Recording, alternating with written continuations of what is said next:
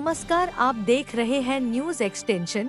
नोएडा के सेक्टर 90 स्थित भूटानी अल्फाथम परियोजना पहुंचे लोगों ने बिल्डर के खिलाफ जमकर लगाए नारे। आपको बता दें कि Noida world trade centre WTC के खरीदारों को 95% भुगतान करने के बाद 1 दशक बीतने के बाद भी नोएडा और ग्रेटर नोएडा में दुकान है और संपत्ति पर कब्जा नहीं मिला है।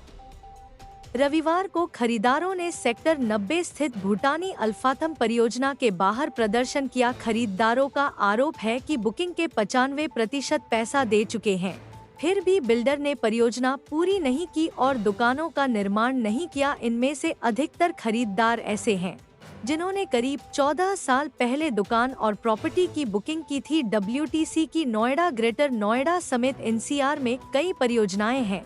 डेवलपर भूटानी ग्रुप के साथ संयुक्त रूप से परियोजनाएं बना रहा है। WTC की परियोजनाओं का निर्माण अभी प्रारंभिक चरण में है। 2010 में ग्रेटर नोएडा के टैगजॉन स्थित WTC की परियोजना में खरीदारों ने बुकिंग की थी, लेकिन उनको दुकान और प्रॉपर्टी नहीं मिली। सेक्टर 132 भी स्थित WTC CBD परियोजना में भी अधूरा निर्माण होने से खरीदारों को कब्जा नहीं मिला है। रविवार को खरीदार भूटानी के अल्फाथम प्रोजेक्ट के बाहर पहुंचे और बिल्डर के खिलाफ प्रदर्शन किया और मार्च निकाला। प्रबंधन की ओर से गेट बंद कर खरीदारों को अंदर जाने से टोका गया। मौके पर पुलिस भी मौजूद रही। आगे देखे खरीदारों ने क्या कहा। चैनल को सब्सक्राइब करना न भूले।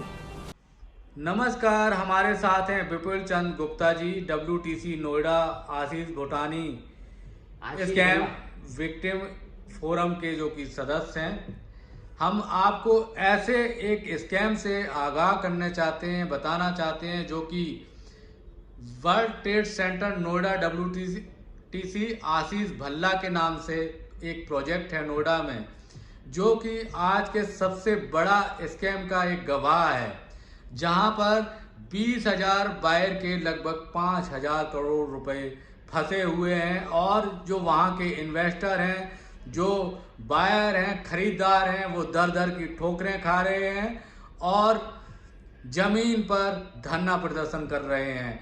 ऐसे ही स्कैम से पर्दाफाश करने के लिए हमारे साथ जुड़े हैं WTC नोएडा आशीष भल्ला भूटानी स्कैम विक्टिम फोरम के सदस्य विपुल चंद गुप्ता जी। उनका स्वागत है हमारे न्यूज चैनल न्यूज एक्सटेंशन में। हम आगे विपुल जी से ही पूछेंगे कि क्या स्कैम हुआ है इनके साथ और कितने जो बायर हैं वो जुड़े हुए हैं और आगे की कार्रवाई क्या है, वो हम विपुल जी से जानना चाहेंगे। विपुल जी बताइए। नमस्कार भाइयों बहनों, मैं विपुल चंद गुप्ता। मैंने इनका एक फ्लैट है, वर्चुअल स्पेस है WTC नोएडा CBD, जो मैं ओमान में रहता था। स्क्वायर यार्ड एक इनका प्रॉपर्टी एजेंट है, उसके थ्रू खरीदा था। और उसमें बेसिकली इसमें टोटल फ्रॉड है 5,000 करोड़ का। इसमें टोटल बायर्स हैं 20,000। इनके जो टोटल प्रोजेक्ट्स हैं इनके गिफ्ट सिटी, अहमदाबाद, मोहाली, फरीदाबाद में प्लॉट स्कीम और नोएडा में इनके ऑलमोस्ट 10 प्रोजेक्ट्स हैं। इसने क्या किया है कि इसने कहीं भी प्रोजेक्ट्स को स्टार्ट ही नहीं किया, बहुत इनिशियल स्टेज में स्टार्ट करके छोड़ दिए हैं। सारा पैसा उन्होंने कहाँ किया है पता नहीं। एक सीरियस फ्रॉड इन्वेस्टिगेशन डिपार्टमेंट है भारत सरकार का, जिसने मिनिस्ट्री ऑफ कॉर्पोरेट अफेयर्स में उन्होंने इनके अगेंस्ट केस कर रखा है और ये NCLT में केस ऑलरेडी चल रहा है। सारे बायरों ने इसलिए इनको खरीदा था क्योंकि इन सबका रेरा नंबर हुआ करता था। रेरा नंबर होने के बाद भी बायर जब खरीद लेते हैं तो इनको एश्योर रेंटल के हिसाब से दिया गया था। 10% का एश्योर रेंटल था इनका, जब तक इनको पोजीशन नहीं मिलता। उसके बाद पर स्क्वायर फीट स्पेस पे इनको लीज रेंटल मिलना था। ये 9 साल का लीज रेंटल का स्कीम था। ये ट्रिपार्टाइट एग्रीमेंट था। ये बेसिकली क्या करते हैं आशीष भल्ला जी, ये 2009-10 से यही इनका मॉडस ऑपरेंडस है। ये सबसे पहले WTC एसोसिएशन USA से लेते हैं उसकी फ्रेंचाइजी, और उसके बाद ये इसको कंस्ट्रक्शन करते हैं WTC नोएडा डेवलपमेंट कंपनी के नाम से। इनकी एक कंस्ट्रक्शन कंपनी है जिसका नाम है रेड, और जमीन ये किसी और के नाम से लेते हैं जिसका नाम है अगस्ता रेजिडेंसी। तो ये जमीन किसी और के नाम से, कंस्ट्रक्शन किसी और के नाम से, फ्रेंचाइजी किसी और के नाम से। तो मैक्सिमम जो बायर्स होते हैं, जब वो property agent, square yard, investor clinic और इस तरह के जब जाते हैं तो इनको बोलते हैं, सब बायर्स को बोलते हैं WTC USA का प्रोजेक्ट है ये। तो वो बायर जो है वो इन कंफ्यूजन में आ जाते हैं और खरीद लेते हैं कि इनमें उस समय में कोई भी ये नहीं पता लगता कि इसका एक्चुअली इसके पीछे है आशीष भल्ला जी। तो आशीष भल्ला जी का यही मोडस ऑपरेंडस है। 2009-10 से स्टार्ट किया था इन्होंने। ये AM बिल्ड वन इनकी कंपनी हुआ करती थी, वहाँ से है। और इनके सारे केसेस जो है ये कोर्ट में चल रहे हैं। करीब यूपी रेरा में भी 350-400 केसेस है। काफ़ी में जजमेंट आ गया है। जजमेंट के आगे आने के बाद भी उन बायर्स की रिकवरी नहीं हो रही, क्योंकि DM ऑफिस में वहाँ फंसे हुए हैं। हम लोग क्या करते हैं कि हम लोग इनके रेगुलरली इनके यहाँ प्रदर्शन कर रहे हैं। पहले जसोला ऑफिस में करते थे प्रदर्शन, जसोला ऑफिस उन्होंने अब जानबूझ के बंद कर दिया। कारण है कि जसोला ऑफिस में लोग पहुंच रहे थे बार बार। अब इन्होंने अपना ऑफिस शिफ्ट किया। एक मैसेज डाला कि हमारा ऑफिस शिफ्ट होकर भूटानी अल्फा थंब में आ गया है, हम भूटानी अल्फा थंब में करने लगे। तो अब आज की तारीख में भूटानी जी कह रहे हैं कि हमारा एग्रीमेंट इनसे टूट गया है। तो हमको तो पहले ये इंटीमेशन करते हैं, पेपर में न्यूज आती है और WTC वाले बोलते हैं कि ये हमारा इनसे एग्रीमेंट हो गया। अब आज की तारीख में पेपर की न्यूज को हम सही माने, उस पुराने ईमेल को सही माने, हमें तो कंफ्यूज कर रखा है इन लोगों ने। नहीं, मुझे ये जानना है कि विपुल जी, भूटानी जो है, आशीष भूटानी जिसके मालिक हैं, उनकी एंट्री कैसे होती है इस प्रोजेक्ट में और वो कब आते हैं इसमें? देखिए ऐसा है, इसके बारे में हम मैक्सिमम बायर्स को एक इंटीमेशन आता है, ईमेल आता है WTC की तरफ से कि आप लोग जो है वो इसमें आशीष भूटानी इसमें 51% स्टेक ले लिया है और आशीष भूटानी का एक प्रोजेक्ट है अल्फा थंब, वो अल्फा थंब की ई टावर में जाके कन्वर्जन ले रहे हैं। अब हम जब कन्वर्जन लेने जाते हैं, हम बात करते हैं तो वो कहते हैं कि जो मार्केट में उसका रेट चल रहा है 5 या 6 हज़ार रुपये पर स्क्वायर फीट, वो हमें 10 हज़ार रुपये में देंगे। और हमने मान लिया 325 स्क्वायर फीट लिया है, तो उसको हम बोलेंगे कि ये नहीं 425 लो। तो जिस आदमी के 25 लाख 26 लाख जो पड़े हुए हैं उसका 50% और दे, और रजिस्ट्री का उसका पता नहीं, ओसी का उसका पता नहीं। तो कोई भी बायर इस तरह का कोई भी प्रोजेक्ट लेने में इंटरेस्टेड नहीं है और 90% बायर्स ने इनको रिफ्यूज कर दिया। हो सकता है कुछ बायर उसको ये मैनिपुलेट कर पा रहे होंगे, और क्योंकि सेल्स की टीम लगी हुई है, उनको भी अच्छे इंसेंटिव मिलते ही होंगे, तो उसके थ्रू ये कुछ लोगों को इन्होंने कर दिया। पर ये मैक्सिमम ये बोलते हैं कि हमने बहुत सारों को कर दिया। अरे किया तो उसका कोई डाटा तो होगा, उसकी ट्रांसपेरेंसी तो होगी। वो कोई ना डाटा है ना ट्रांसपेरेंसी है। इनके अगेंस्ट किसी भी गवर्नमेंट ऑफिसर के पास जाते हैं तो कोई सुनवाई नहीं होती, कहीं कोर्ट कचहरी में जाते हैं वहाँ कोई सुनवाई नहीं होती। तो आप इसके संबंध में प्रशासनिक अधिकारियों से मिले जाके, DM से, कमिश्नर से, उन्होंने क्या कहा आपसे? देखिए ऐसा है कि हमने DM को, सारे गवर्नमेंट ऑफिसर्स को, इंक्लूडिंग चीफ मिनिस्टर को, करीब 10-11 लोगों को हमने इंक्लूडिंग PM को लेटर्स लिखे हैं। हमने इंडिविजुअल लेटर भी लिखे हैं और ग्रुप लेटर्स भी लिखे गए हैं। उसके बाद कोई जवाब कहीं से कुछ नहीं आया। मुझे एक CM के पोर्टल से एक आया कि आपकी कंप्लेंट रजिस्टर कर दी गई है। एक बुजुर्ग आदमी है, इसमें बहुत सारे सीनियर सिटीजन्स भी हैं और बहुत सारे ऐसे क्रिटिकल बीमारियों से जूझ रहे हैं, उनकी भी स्थिति बहुत खराब है। उन्होंने रिटायरमेंट इनकम के लिए पैसा लगाए थे। अब वो लोगों ने सीनियर सिटीजन के हिसाब से CM पोर्टल पे भी कंप्लेंट करना शुरू कर दिया है। अभी विपुल जी, प्रोजेक्ट की स्थिति क्या है? क्या पूरा बना हुआ है या स्ट्रक्चर बना हुआ है या पोजीशन मिलने वाला है? क्या स्थिति क्या है प्रोजेक्ट की? भाई साहब ऐसा है, 10 में से ऑलमोस्ट 1 प्रोजेक्ट इनका तैयार है। बाकी 9 प्रोजेक्ट में इन्होंने कुछ पिलर्स खड़े कर रखे हैं। 98% काम बाकी है। ये बोल सकते हैं कि इनिशियल स्टेज में कंस्ट्रक्शन करके ये छोड़ चुके हैं। और जो 4,000 करोड़ और 5,000 करोड़ रुपए जो SFI की रिपोर्ट बोलती है, वो पैसा कहाँ गया वो कोई बताने को राजी नहीं है, और पैसा मांग रहे हैं कन्वर्जन के लिए। अच्छा, तो इसका मतलब यानी कोई उम्मीद है आपको प्रोजेक्ट डिलीवर होने की इससे? मुझे तो आशीष भल्ला जी से बिल्कुल भी 1% उम्मीद नहीं है। और ये आशीष भल्ला जी और भूटानी जी का जो कंफ्यूजन है, ये और कंफ्यूजन पैदा कर रहा है बायर्स के माइंड में। तो पहले आना फिर जाना, तो वो क्या चाहते हैं हमें तो ये क्लियर भी नहीं हो रहा है। इसमें एक चीज और जानना चाहते हैं आपसे, क्या IRP इसमें नियुक्त है? IRP नियुक्त होने के बाद भूटानी बिल्डर आया था या कैसे भूटानी की एंट्री कैसे हुई है? ये इसका ऐसा है, इन दोनों के बीच में कोई इंटरिम एमओयू साइन हुआ है या इन्होंने अभी तक मिनिस्ट्री ऑफ कॉर्पोरेट अफेयर्स में अपनी कोई भी एग्रीमेंट को, जो दोनों के बीच में एग्रीमेंट वो रजिस्टर तो कराया नहीं है as per best of our knowledge. पर हम काफी बार जो है स्लोली एक हमने बनाया है, ग्रुप बनाया है, वो एनसीएलटी में जाने वाला है और बहुत शॉर्टली वो एनसीएलटी में जाएंगे। तो अभी इसका मतलब एनसीएलटी में गए, प्रोजेक्ट गया नहीं है एनसीएलटी? नहीं, एनसीएलटी में प्रोजेक्ट गया नहीं है, अब उसके जाने की तैयारी में लगे हुए हैं हम लोग। अच्छा, तो वो भी हो सकता है कि मार्च तक के महीने में एनसीएलटी में लोग चले जाएं। तो ये इंटरनली भूटानी को जो ग्रुप है उनको लेके आए हैं और भूटानी ग्रुप आने के बाद भी आपकी समस्या का समाधान नहीं हो पा रहा है? बिल्कुल नहीं हो पा रहा है। हम चाहते हैं, प्रोजेक्ट बन नहीं रहा है। नहीं, हम चाहते हैं आशीष भूटानी सामने आए, हम चाहते हैं आशीष भल्ला जी सामने आए या इनका कोई भी रिप्रेजेंटेटिव, लीगल रिप्रेजेंटेटिव आके बात करे। वो बात करने को तैयार नहीं हमसे। सरकार से क्या चाहते हैं आप? हमने सरकार के लिए हमने सबको लेटर लिखे, लेटर लिखने के बाद कोई जवाब नहीं आया कहीं से, तो फिर हम लोगों के ग्रुप जो है वो मिलने गया डीएम से। तो डीएम कहते हैं कि हाँ, एडीएम अतुल कुमार जी के पास गए। अतुल कुमार जी कहते हैं हमारा कोई रोल नहीं है, जबकि अतुल कुमार जी का राज्य प्रशासन का सबसे बड़ा रोल होता है रेवेन्यू, तो उन्होंने कलेक्ट किया इन लोगों से। फिर उसके बाद वो कहते हैं कि तुम जाओ नोएडा अथॉरिटी पे जाओ या पुलिस कमिश्नर पे जाओ। फिर हम पुलिस कमिश्नर पे गए, पुलिस कमिश्नर पे जाके हमने वहाँ कंप्लेंट दर्ज कराई है, उसकी कॉपी भी हमने इस बार ये पुलिस कमिश्नर को भेजी है और हम 16 तारीख को फिर प्रोटेस्ट में जाने वाले हैं। तो मेरी सबसे ज़्यादा से ज़्यादा बायर्स को और जर्नलिस्ट को और समाज को ये रिक्वेस्ट है, इस जनता आंदोलन में हमें समर्थन करें। 16 दिसंबर संडे के दिन 12 बजे हम भूटानी अल्फातम के सामने आके इकट्ठे हो रहे हैं और वहाँ आंदोलन करेंगे। ठीक है, धन्यवाद। धन्यवाद। और फिर वो बताएंगे हम लोग कुछ कर सकते हैं कि उनकी भी कुछ सीमा है।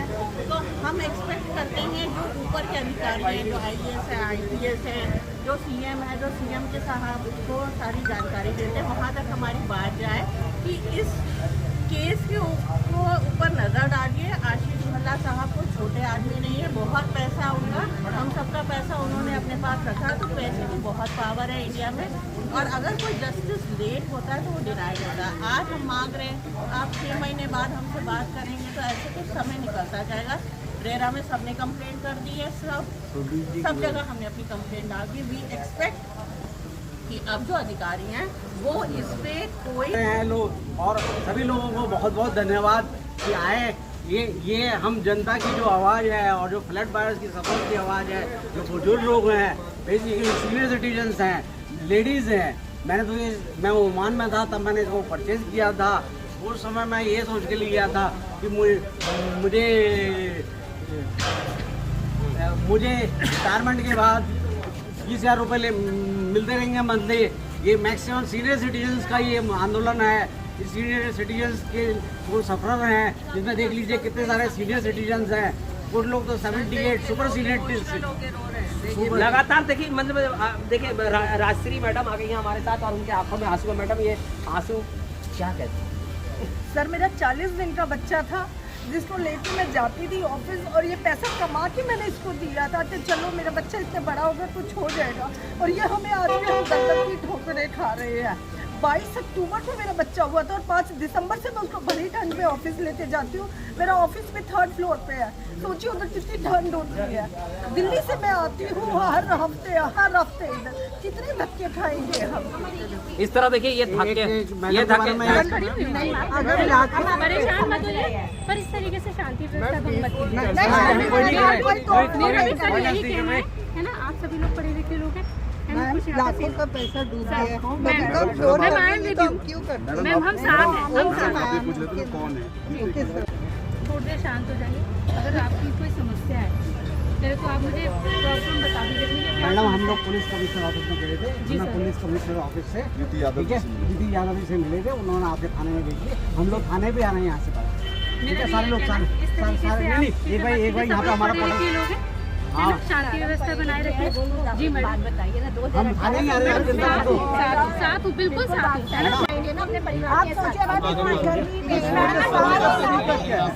मैम, आपको यहाँ क्या रिपोर्ट मिला? क्या हमने कोई तोड़फोड़ की है, आग लगाई है। आशीष भल्ला चोर है, WTC फ्रॉड है, WTC फ्रॉड है, WTC फ्रॉड है, WTC फ्रॉड है, फ्रॉड है, WTC फ्रॉड है, फ्रॉड है।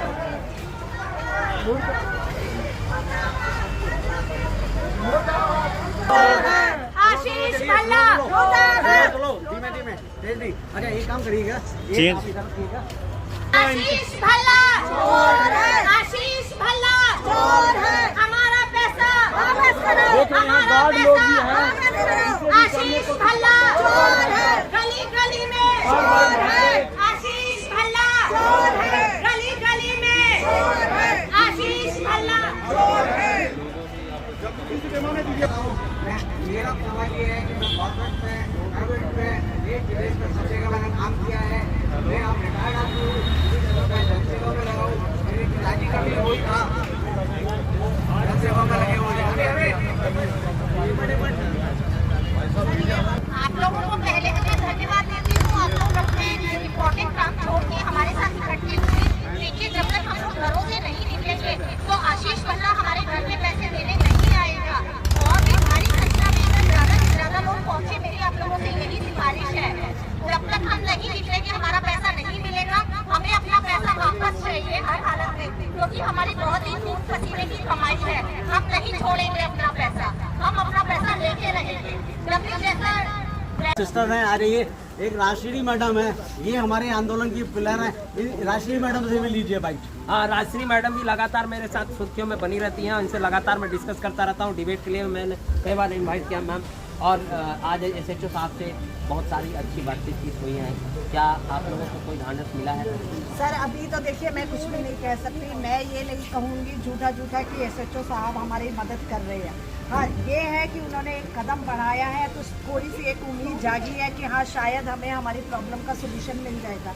आप सोचिए सर, मैंने अपना 9 महीने का बच्चा घर छोड़कर और इतनी दूर मुंबई में मैं जॉब करने के लिए गई। 1.5 महीने के बाद जब वापस आई मेरे बच्चे ने मुझे पहचाना तक नहीं। ये सोचिए ये वाला दर्द हम ले लेकर अपना ये पैसा कमाया है, कोई इसको देने के लिए तो हमने ये पैसा कमाया नहीं है। हमें ये अपना पैसा हर हालत में वापस चाहिए सर। एक औरत के लिए वो भी पैसा मेरा डूब गया और 2 पैसे और आना तो बिल्कुल ही दूर की बात है।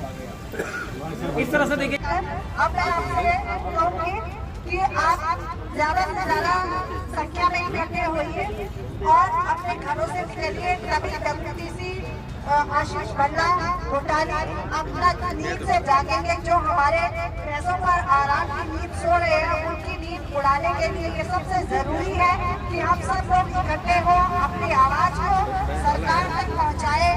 आशीष भल्ला की नींद तभी उठ सकती है जब तक सरकार के पास हमारी आवाज नहीं जाती है।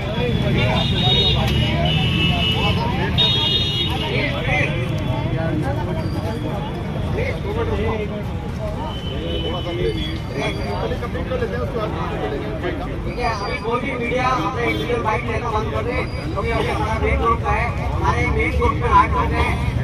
मेरे बाद आरोप शर्मा जी है जो स्पोक्समैन है। स्पोक्समैन के अलावा हमारी 2 लेडीज हैं जो मुहिम को चला रही है। ये कोई जैसी मैडम ऊपर आ रही है प्लीज। गवर्नमेंट से इतनी उम्मीदें हैं जो न्याय के लिए जानी जाती हैं, समाज के लिए जानी जाती हैं। उस राजधानी में आज हम लोग एजिटेशन करने पर और बारंबार एजिटेशन करने पर हमें मजबूर होना पड़ा है। आप सभी से, मीडिया कर्मियों से आपको बरकरारी का काम करेगा कि अपना पैसा आप दूसरी यूनिट में लगा लीजिए। आपको ये काम बिल्कुल भी नहीं करना है, आपको किसी यूनिट में शिफ्ट नहीं करना है। आप जहाँ है आपका वही पैसा खराब हो रहा है, क्योंकि उसके अपने शब्द है, उसकी टीम का कहना है कि आपने अभी तक जो पैसा लगाया है वो आपका मिट्टी हो गया है। वो इस तरीके के शब्द यूज नहीं कर सकता है। हमारा पैसा कोई मिट्टी नहीं हुआ है, हमारा खून पसीने का पैसा है जो हमें वापस चाहिए। तो चाहिए कैसे चाहिए, इसके स्तर पर हमें खड़े होना है, उस तक आवाज पहुंचानी है ताकि उसके कानों के पर्दे फटेंगे, तभी वो जागेगा। इस सिस्टम को जगाएं और ये फसलों जो चालू हुई है आशीष बंदा की, और उसके बाद इनके साथ जुड़े हुए, इसके साथ जो जुड़े हुए हैं यानी जी, उनका भी जो भी नेक्सस है उसको एक्सपोज करते हैं।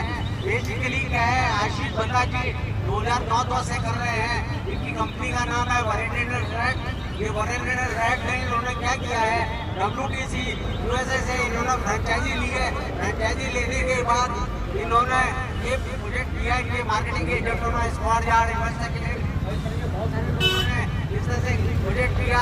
ये WTC USA का प्रोजेक्ट है, जबकि ये USA के प्रोजेक्ट